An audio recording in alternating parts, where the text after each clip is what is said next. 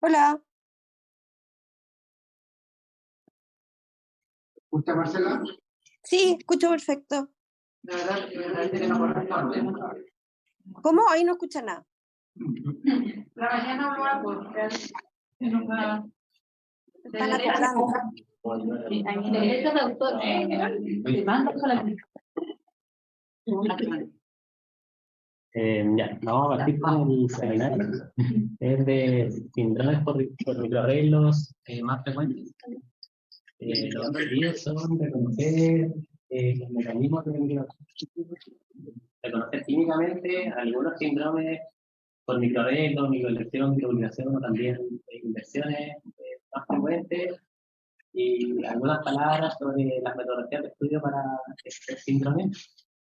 Bueno, tenemos introducción, unas palabras sobre mecanismos moleculares, vamos a revisar el síndrome de microelección 22.1.2, el síndrome de Williams, el síndrome de Smith-Magenis, el síndrome de Podolsky y la hemofilia A. Bueno, obviamente hay muchos síndromes que se quedaron fuera porque el tiempo es acotado, así que seleccioné los dos primeros por su frecuencia e importancia y los otros dos porque, bueno, son algo así que todavía no lo hemos visto en tan profundo. Estamos en el título. Súper. Ya, ahí lo correcto. Bueno, como introducción, bueno, aquí un microarreglo genómico, en verdad una definición que, o sea, un término que tiene distintas definiciones en la literatura. Algunos lo definen como alguna región del ADN que sea más grande que lo que puede procesar o expandir un PCR convencional, pero esa definición igual es un poco ambigua, encuentro. La que vamos a usar en particular en esta clase son arreglos o cambios en el genoma que involucran más de una kilobase. Bueno, acá tenemos cómo se organiza el genoma, tenemos nuestra doble ola de DNA que se organiza en los nucleosomas, se va generando la cromatina, está compartimentalizar más, y cada vez que se forman los cromosomas. El rango de estudio que vamos a evaluar en este seminario es más o menos como en este rango. En teoría no se deberían poder ver estos microarreglos. También el límite superior sería bajo 5 megabases, por lo cual no deberíamos ser capaces de verlo al caligrama convencional, por lo tanto se requieren de otras técnicas para estudiar. Bueno, los reordenamientos genómicos describen cambios en el genoma que pueden ser duplicaciones, deleciones, inversiones o translocaciones. Estos reordenamientos pueden representar polimorfismos, es decir, que están presentes en la población sin ninguna función, o también pueden transmitir fenotipos, o también estos polimorfismos pueden predisponer a generar cierto tipo de rearreglos. Alguno de estas formas de transmitir fenotipos, una forma es por el variante de número de copias, es decir, que secundaria a estos rearreglos vamos a tener más copias de las que queríamos tener de alguna región del genoma, o menos. Podemos tener disrupción de algún gen, es decir, que un gen por este rearreglo se interrumpa. Podemos tener fusión de genes, conversión de genes, etc. Esto es más o menos lo que ocurre con los mecanismos. Podemos tener un efecto de dosis génica, en donde podemos tener una depresión o una ubicación de esta zona y tener más genes o menos genes de esa zona, dependiendo si es amplio insuficiente o tiene triplo sensibilidad. En algún sentido se puede generar la interrupción de algún gen, lo cual genera finalmente la alteración de la enzima o estructura que esté generando, o hacer fusión de genes o fusión, por ejemplo, de algún promotor de algún gen con el cuerpo de otro gen, lo cual igual va a generar alteraciones.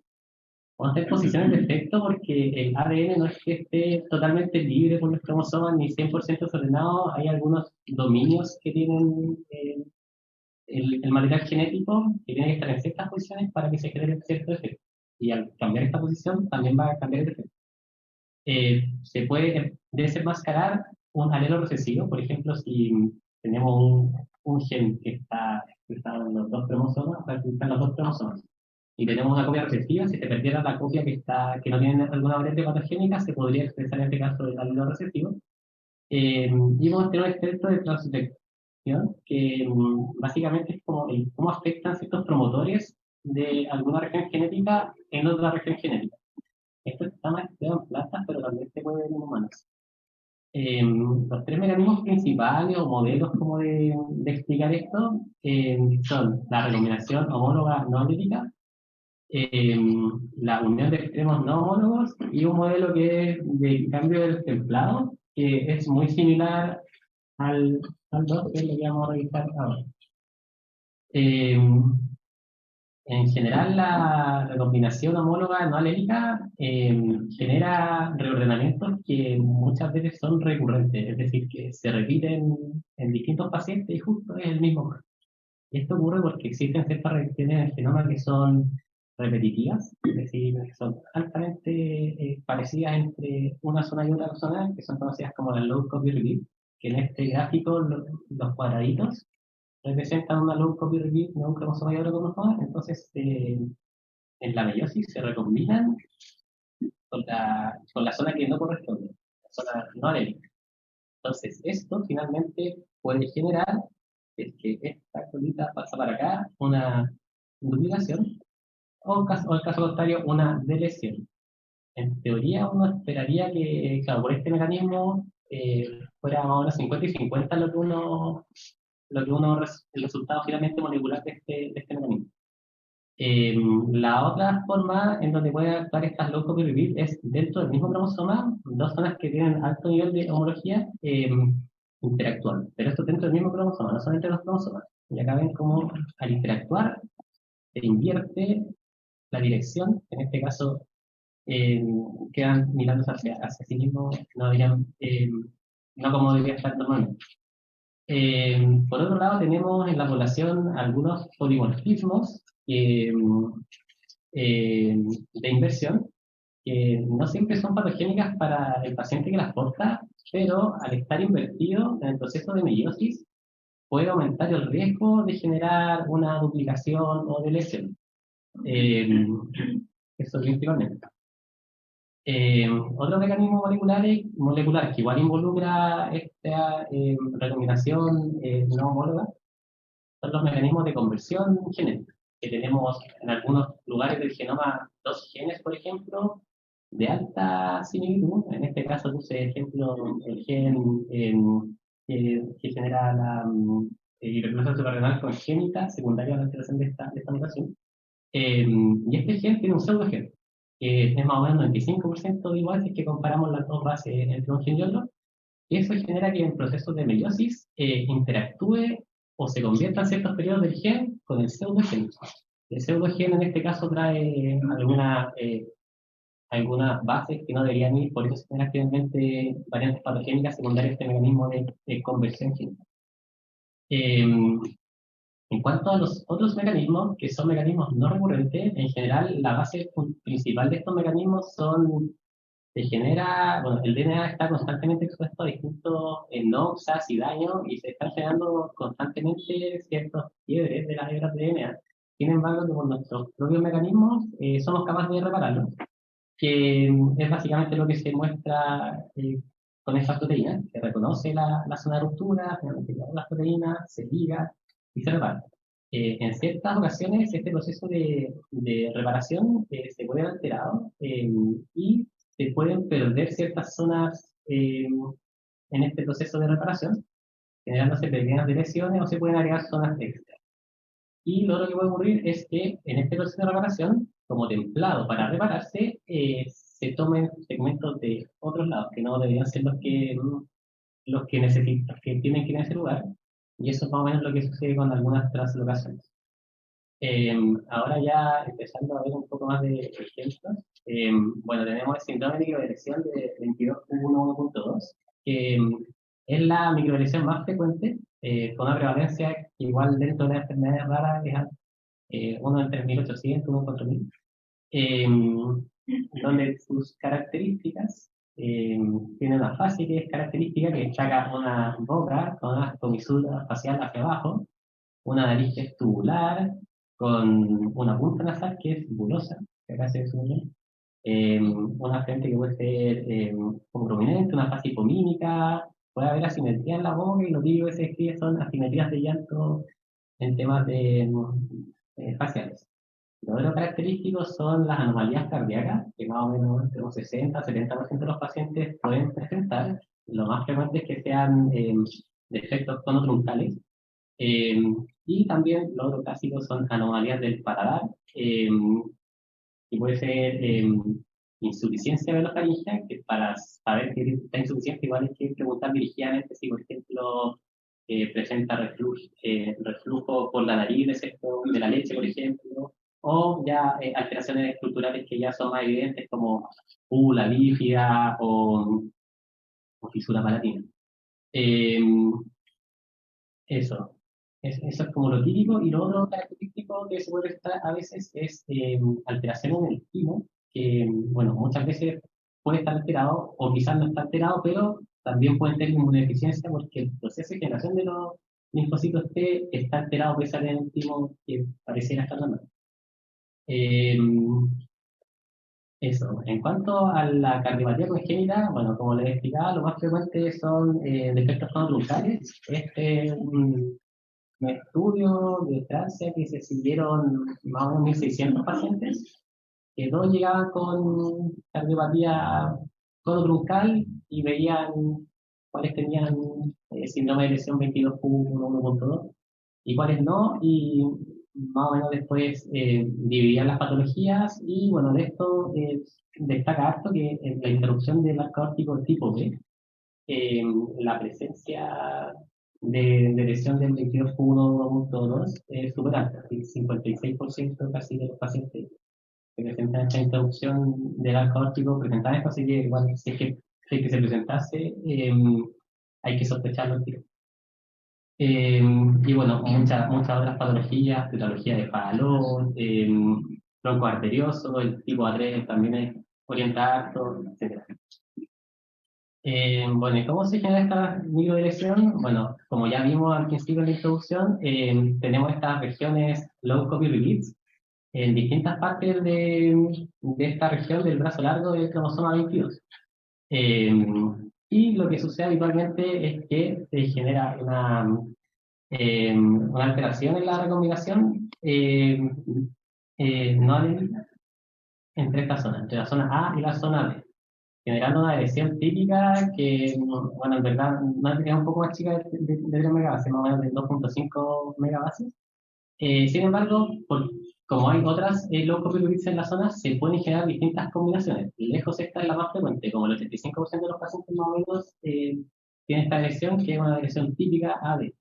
Sin embargo, un porcentaje de los pacientes pueden tener lesiones más chicas, ya sea incluyendo AC, AB o más distales de D, o más distales todavía, ya de D hacia eso. Eso, y bueno, lo que sucede al tener estas lesiones típicas, tienen comprometido una serie de genes, más o menos hay 106 genes en esta zona que codifican para tanto proteínas como microRNA, como RNA largos no codificantes.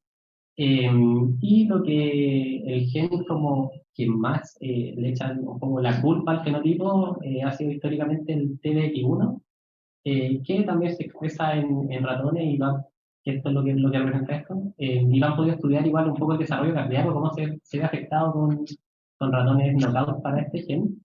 Y claro, se ve que tiene una alta expresión en el desarrollo cardíaco y también en zonas del desarrollo del cerebro. Sin embargo, llama harto la atención de que el fenotipo es súper variable en los pacientes con microlesión del 22.1, 2.2.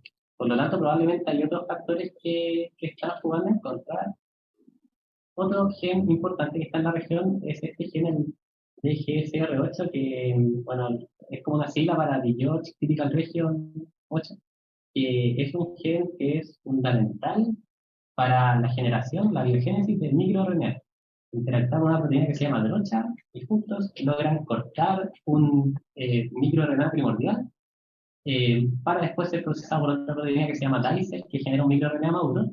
Y bueno, los microRNA maduro, bueno, cada vez hay más trabajo y evidencia que son súper importantes para la regulación de distintos genes, no solamente genes de esta zona, sino que genes de prácticamente de todos los cromosomas, sobre todo que está afectada una parte que es como primaria en el proceso de generación de estos microRNA. Por otro lado, TDX1 es un factor de transcripción que también actúa en distintas partes del genoma, afecta modulación de heterocromatina y también modificaciones de metilación de histonas.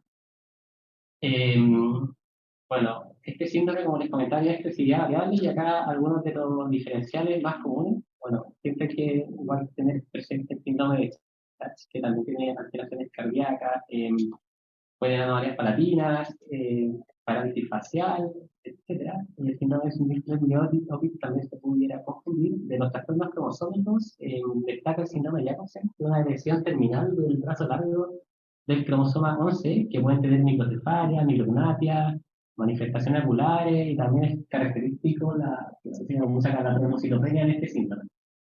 Y otros trastornos ya que no sería una etiología genética conocida, la asociación Bartter o síndrome de Golden. El seguimiento tiene que ser un equipo multidisciplinario que incluya inmunólogos, endocrinólogos, por la alteración principalmente del metabolismo del calcio, que también se ve alterado principalmente por la alteración del TDX1. O del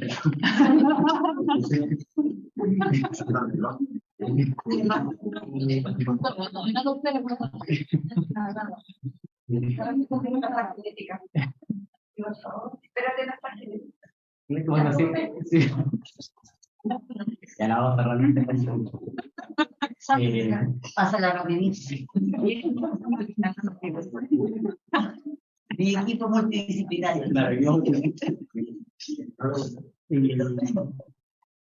Lo importante también en cuanto al seguimiento de estos pacientes, desde el punto de vista de crecimiento y desarrollo, es que hay tablas diseñadas para este tipo de pacientes, así que deberían usarlas, porque siempre hace mejor una tabla, aunque haya sido construida en población, por ejemplo, de Estados Unidos, que tengan esta dirección que afecta contra los pacientes sin la dirección.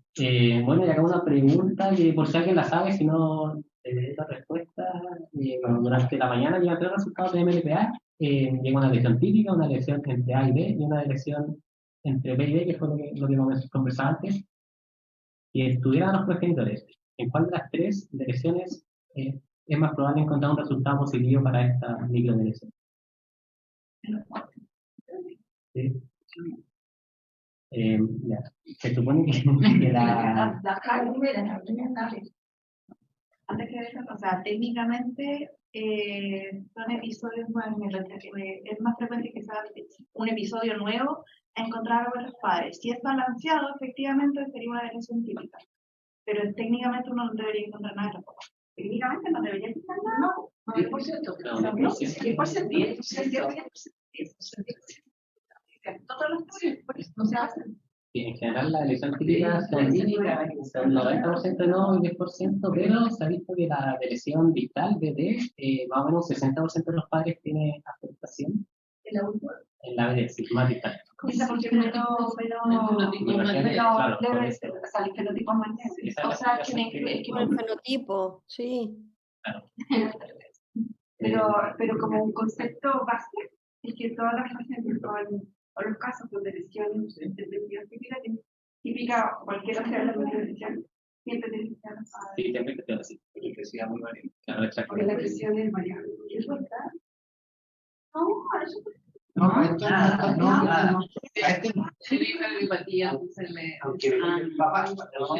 Pero yo he visto adultos que este tipo es absolutamente normal que tienen la lesión.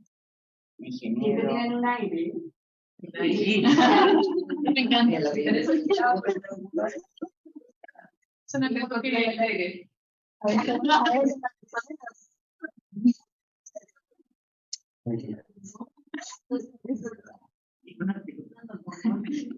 Ya, vamos a continuar. Bueno, como hay una microdeleción, y ya lo conversamos al principio, también hay una microduplicación de esta zona, que se define también como una presencia de una duplicación de 3 megabase, y puede ser también la duplicación más pequeña. Sin embargo, si el fenotipo de los 22 uno punto, la elección es muy variable, esta es aún más variable. Pueden ser desde estar aparentemente normal hasta discapacidad intelectual leve, relación al crecimiento, desarrollo, y de hecho muchos pacientes con esta duplicación, cuando se estudian los progenitores se ve que igual la tienen y no tienen ningún fenotipo aparente. Así que queda un poco la duda de cómo se está generando el fenotipo en los pacientes que sí tienen la duplicación. Y antes había una revisión en Gender Roots como de 22Q1, 1.2 de duplicación, pero la retiramos finalmente sí, por esto que es demasiado variable. Sí. Entonces queda la duda si es que efectivamente lograría como englobar un síndrome. O no. Me imagino que por eso lo sé. Ya, pasando al siguiente. Disculpa, pero mañana tú has revisado. De que lo de la microduplicación, sí, lo revisé hace poco, con la microduplicación, pero yo llegué a ella, que tiene una cardiopatía compleja. ¿Y no será que tienen un pregunta? Además, que eso no valga nada. No, será que no, el valor, porque era de diputar. tiene la misma región que está, y los demás no la tienen. No, eso es lo que te pregunto, que a lo mejor, porque era lo que la retiraron, a lo mejor las cosas que se están, tu causa nunca fue la duplicación, sino que es otra causa. Esa es la pregunta que te hago. Sí, lo que pasa es que en general la microduplicación, en general, la mayoría tiene un fenotipo muchísimo más sutil que la microduplicación. Te digo que a lo mejor ese fenotipo nunca es que el fenotipo no es muy claro, porque la verdad no tiene nada característico. No sé si revisaste que algunos de los, ¿te acuerdas cómo de algunos de esos fenotipos que le habían asignado microduplicaciones están producidos por otra cosa? No, porque eso no sale en la microduplicación. No, sí lo he buscado. Pero me entiendes. No, te entiendo, pero no lo he encontrado, porque va a explicarle justamente a los papás que esta microduplicación es la causa de su fenotipo, eso es porque no lo he encontrado. Y de hecho siguen apareciendo como papers como de microduplicación, pero se supone que es mucho menos frecuente. Ahora, teóricamente uno podría decir que debieran haber tantos casos como de microduplicación como de porque supone que el otro alelo que ha duplicado. Claro. Entonces, eso podría pasar. En teoría, pero no se teoría. El problema es el fenotipo que da eso. Incluso más porque si el fenotipo también. A lo mejor una selección. Sí, podría haber una selección total negativa de la red. Y por eso el fenotipo es muy difícil.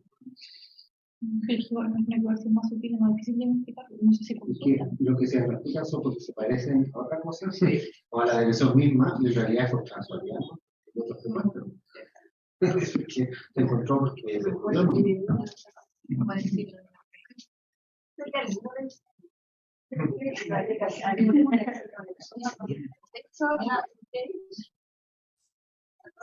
No, o sea, caracterizar a todos los que tengamos con regularmente encuentro duplicaciones de riesgos con los cortes del clásico. No sé si lo ponen En los arreglos. de los arreglos. Sí, de cuando hecho, yo hacía arreglos, tiene una población. soy escéptico de informar eso. Entonces, mañana. Pero No, soy escéptico. para eso sí la red. Sí, para eso sí la red. No, una red con así. No sé si va a estar aquí decir algo para la Marcela. No sé, doctora, ¿la voz? Pero no aparece ahora en el. Doctora Lagos. ¿Qué está? ¿Está? Se fue. Después Está silenciado. Sí. Mira,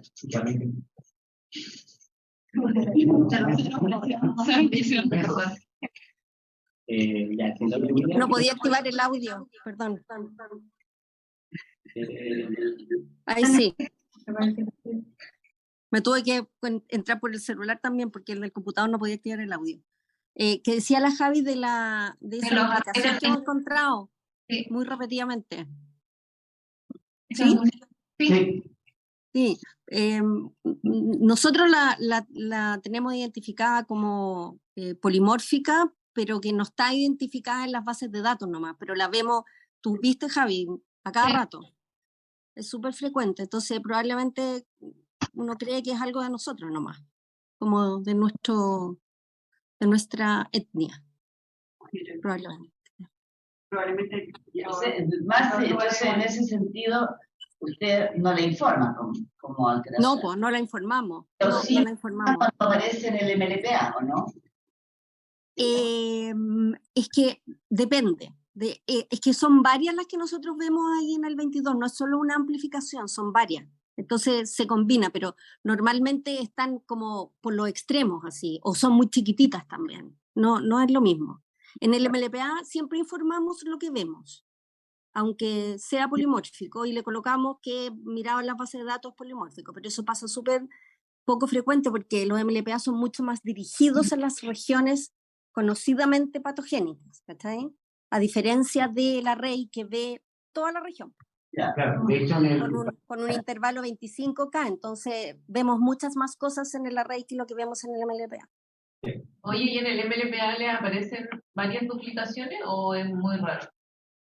No, nos aparecen, o sea, tú dices de la patogénica, así la grande, o de estas así que son conocidamente patogénicas, ¿a eso te refieres? Sí. No tantas tampoco. No es que haya como que no lo piensan y piden el array y aparece eso, no, tampoco. No es tan frecuente. Creo que nos ha pasado una vez nomás que encontramos una duplicación. A veces nos ha pasado también que hemos encontrado la deleción, que tampoco se ha sospechado por la clínica y por eso le han pedido el array en vez del MLPA y hemos encontrado la deleción clásica. Todo ha pasado.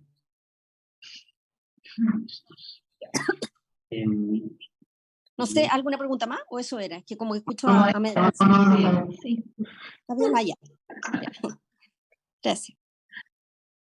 Siguiendo ahora, síndrome de Wilson. Una serie 1500 es una microlesión de brazo largo del cromosoma 7, región 1.2. Las personas afectadas tienen una fase también característica, donde está con la frente ancha, un estrechamiento bitemporal que en esta niña se puede un patrón, en general los niños de ojos claros se logra ver muy bien, que en este caso un patrón de iris estrellado que se describe. Una punta nasal ancha, un relleno periorbital, que es esta parte relleno. Y los dientes también son bien característicos, tienen los dientes un poco alargados y bien separados. Dentro del resto del fenotipo destaca alteraciones cardiovasculares, principalmente estenosis aórtica supravalvular. También pueden tener estenosis de las arterias pulmonares. Y bueno, de la parte ya más neurológica, la mayoría tienen algún grado de discapacidad intelectual, tienen un perfil cognitivo específico que se llama harto la atención, que tienen estas fortalezas en la memoria verbal y a corto plazo, también buena fortaleza en el lenguaje, pero son muy malos para la construcción visuoespacial. Ese es como el patrón típico cognitivo.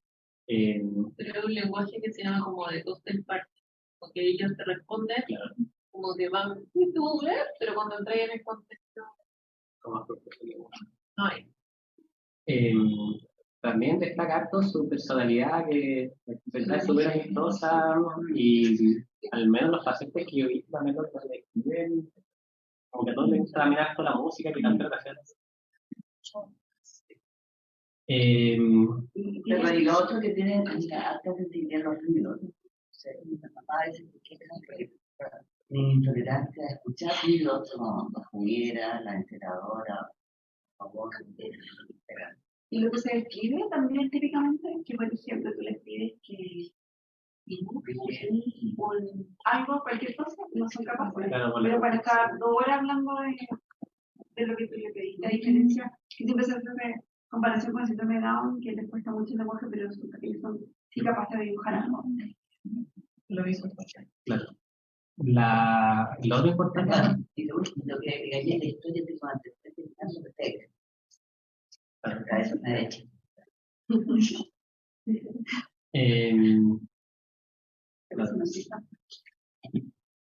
No es inmediato el diagnóstico como un síndrome de Down. Claro, no, probablemente llamar la tabla escolar sea más característica. No, debería lactante. Porque tiene un retraso por estructural también.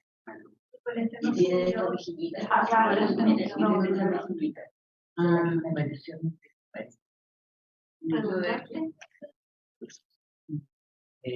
Lo otro importante es las alteraciones del eje endocrino. En general, estos pacientes tienen, a diferencia de la hipertensión 22.1.2, tienen hipercalcemia idiopática con hipercalciuria. También presentan más riesgo de hipotiroidismo, pubertad temprana y desarrollan algunas enfermedades más metabólicas, como diabetes. Bueno, acá está un poco la LCR, está un poco feo el gráfico, porque para explicar que hay dos depresiones típicas, una un poco más grande de 1.8 megabases y 1.5 millones de bases. Y acá tengo un gráfico un poco mejor para ver los genes involucrados. En general, el gen que está más fuertemente involucrado es el nodito del gen ELN, de la lastina, lo cual igual explicaría gran parte de la anomalía cardiovascular de estos pacientes. Sin embargo, otras cosas que tienen, que presentan fenotípicamente, no cuesta un poco explicarla revisando como los genes, no se sabe muy bien por qué tienen esta hipercalciuria o porque tienen un aumento aumentado de calcio. Hay algunos genes que están en esta zona que responden al calcio, pero las vías no están tan claras. Y hay algunos otros genes que se han relacionado más con este comportamiento, este lenguaje que tienen, que es este gen de acá más cercano al telómero, el gen GTF21. Bueno, en cuanto al seguimiento, súper importante por el riesgo de hipercalcemia, que igual es alto, antes se pensaba que más o menos un 20% de los niños hacen hipercalcemia, pero se ha visto que es mucho más, como un 60% pueden llegar a hacer hipercalcemia. Entonces hay que hacer seguimientos con calcio seriados, pruebas de función tiroidea, bueno, la auditiva, el tema cardiovascular súper importante. Luego, un poco más espaciado en el tiempo, por esta hipercalciuria, es súper importante igual ir controlando con ultrasonido renal y tal. Y en adultos ya hacer pesquisa dirigidamente a algunas enfermedades ya más metabólicas, diabetes, también se describe aumento del intervalo QT y cataratas.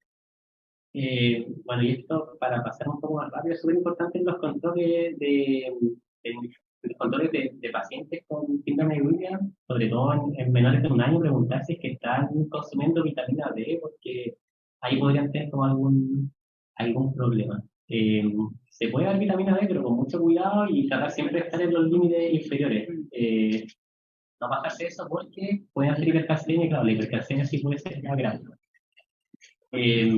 Bueno, este síndrome también puede tener una aplicación donde sus características incluyen una macrocefal, una frente prominente, unos ojos bien hundidos, una columna nasal de inserción bien baja, un labio superior fino, una oreja sobreplegadas, y a diferencia de la lesión de esta zona, acá el lenguaje expresivo se ve súper afectado. Eso llama la atención. También puede tener dilatación del arco aórtico más o menos 50% de los pacientes. Pasando ahora al síndrome de Smith-Magenis, ya tiene una prevalencia menor que el otro síndrome, uno en 15.000. Es una lesión intersticial del cromosoma, el brazo corto del cromosoma 17, en la posición 1.2. Incluye este gen, el RAI1, que también puede haber síndromes de Smith-Magenis secundarios a variantes puntuales en este gen. Tiene una fase característica en donde tiene una cara que destaca su forma más cuadrada, braquicefalia, una frente prominente, las fisuras vertebrales levemente inclinadas hacia arriba, hipoplasia medio facial, micrognatia, y bueno, en general tiene una fase bien tosca. Tienen en general un retraso del desarrollo, y algo característico que tienen estos pacientes es el trastorno del sueño, que ya lo vamos a revisar un poco más adelante, y también la obesidad infantil. Las manos. Las manos, no, porque la mano? ya sé.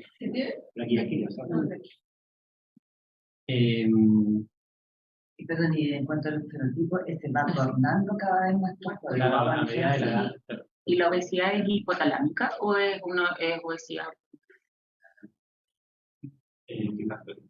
Ya. Ahí vamos. No, porque lo pinta todo. No, pero parece que hay Pero no es como otra. No estoy seguro, lo que sí, bueno, puede haber, bueno, el trastorno del sueño igual Claro, eso son predefinidos. Igual ahora lo voy a podría mencionar. haber algo relacionado a eso, sí. No, no es así obeso en el fondo. No, En general, No, pues ya no es cosa más divertido. Ya. Bueno, acá está la región que se deleta, que, bueno, acá tenemos el gen RAI1, pero hay otros genes importantes, como el FLC, el mío, y algunos genes que tienen que ver con la codificación de inmunoglobulinas. Y lo que se ha visto con estos pacientes en relación al trastorno del sueño, que en verdad es súper característico, es que al medir niveles de un derivado de la melatonina en orina, bueno, esta es la curva normal,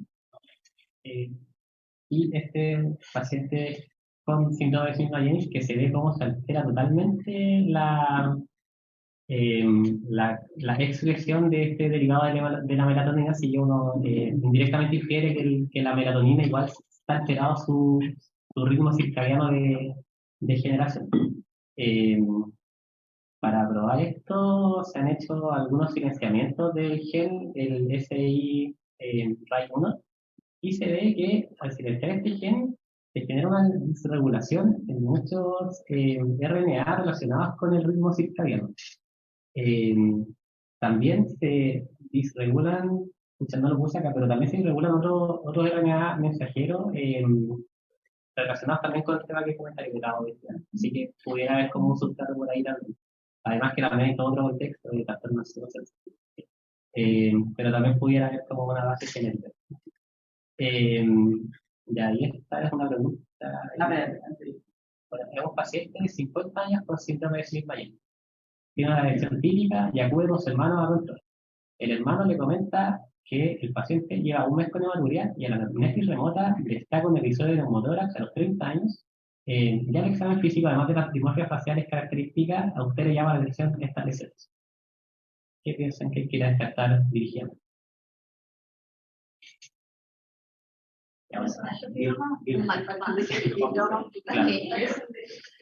Una regresión más grande.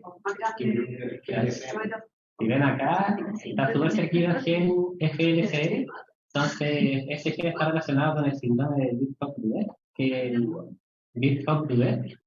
que es una enfermedad que puede generar neumotórax, cáncer de células renales, cáncer de paratiroides, y genera estas lesiones bien características, los fibros foliculosos.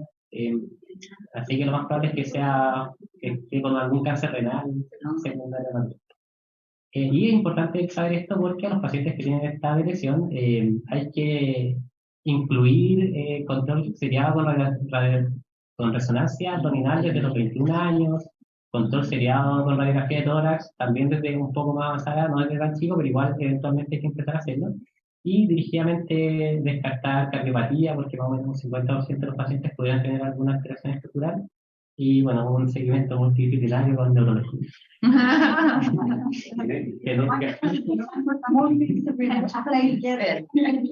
yo quería agregar que una cosa como anamnésica también, la conductual, es que ellos se autoagregan cosas en las narices, me falta decir que en la oreja, en la uña. la mía, sí. La verdad, y eso lo hace desde muy tempranamente, la edad preescolar. Y desde el punto de vista anamnésico, una de las cosas importantes a preguntar en el periodo lactante es el trastorno del sueño. Ahí uno lo podría sospechar, porque la cara no es característica en ese sector, excepto que tiene un retraso psicomotor. Y a veces se confunde con síndrome de Down, porque los dos inicialmente son los únicos hacia arriba, pero la verdad lo más característico es que el tipo conductual y... Pero eso, la autodirección no puede tener sensibilidad. Sí, tienen pérdida de sensibilidad. Ah, bueno, sí. No, le se meten todo, y de hecho llegan a la urgencia y meten de todo, a ver si la necesidad de oreja. Sí, me falta. La verdad, el manejo de ellos es terrible. Es muy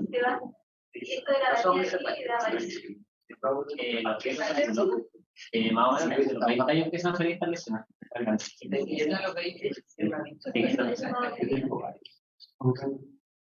No, no son las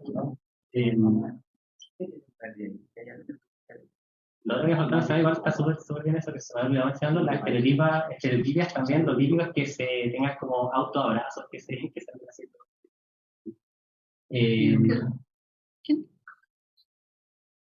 Y bueno, finalmente el síndrome de Potocki-Lipschitz tiene una prevalencia de unos 25.000 y es una duplicación de estas zonas. Si se fijan acá, las fases son mucho menos características, es mucho más leve el fenotipo. Sí, en general tienen las fisuras palpebrales un poco hacia abajo, pero en verdad es que el que más noto yo por lo menos es él, pero el resto no se nota tanto de la parte de las fisuras palpebrales. Y un poco de micrognatia también descrita. Presentan retraso al desarrollo, discapacidad intelectual, tienen problemas de atención y hiperactividad, y algunas personas cumplen con criterios del espectro autista, pueden tener cardiopatía congénita y polisemia asociada a un déficit de hormonas de crecimiento. La duplicación típica, bueno, esta reino está como dada vuelta en verdad, pero acá para abajo son los positivos y para acá arriba son los negativos. Y un poco para empezar a hablar leves palabras de estudio, lo que hacemos acá con el array CGH es que comparamos la muestra de ADN del paciente contra una muestra de referencia, es decir, otra muestra, y calculamos el ratio entre estas dos muestras. Entonces, si es que tenemos una duplicación de alguna zona, vamos a ver que nuestro paciente va a tener 3 copias de, por ejemplo, un alelo y la referencia va a tener 2.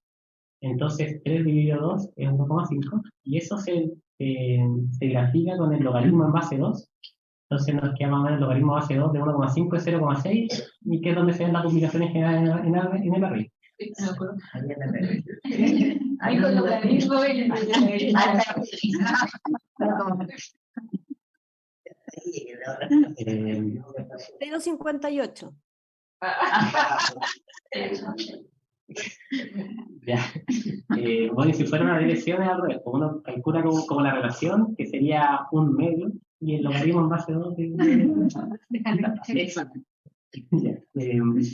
bueno, y finalmente la hemofilia, bueno, lo voy a hacer un poco más rápido, básicamente un trastorno de coagulación, tiene clínica que puede dar hematosis, hematoma, cefalomatoma, etcétera, es ligado a leyes esta hemofilia en particular.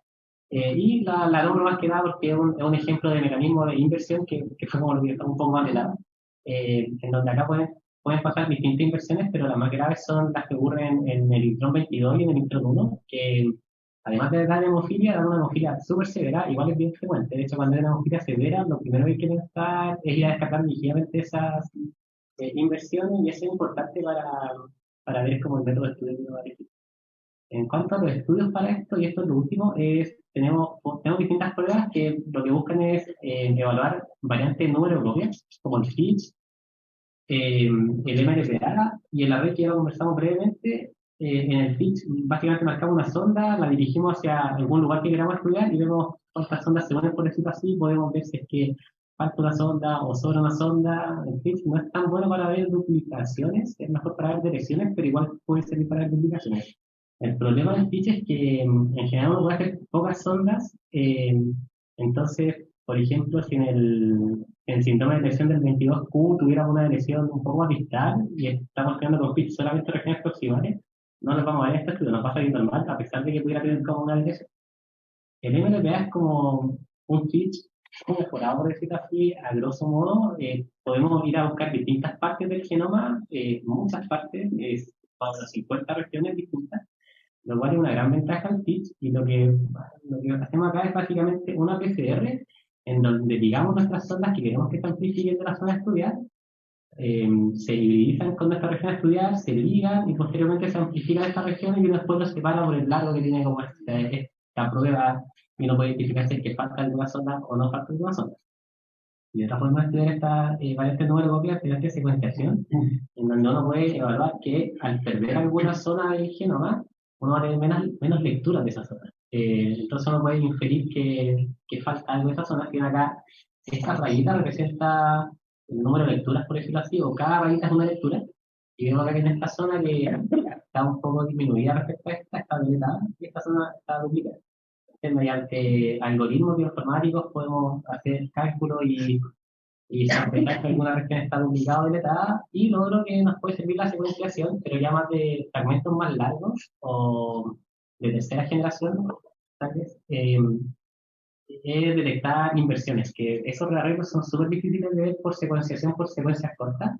Sin embargo, por secuenciaciones más largas o ya secuenciaciones de genoma, uno podría ver los puntos de corte precisos y ya sabes lo que tienes que hacer.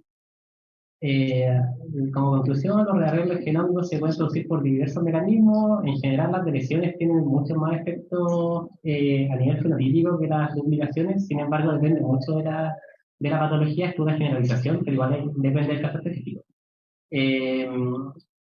Bueno, y los fenotipos resultantes de estas microdeleciones que involucran varios genes, lo más probable es que no sean solamente por un gen, que muchas veces sale así descrito, sino que sea por la interacción de distintos genes, o por la alteración de la parte del genoma donde está, factores promotores, etcétera. Hay un sinfín de cosas que están conjugando que finalmente afectan el fenotipo y afectan que en general estos microarreglos tengan expresividades tan variadas. Y eso era todo.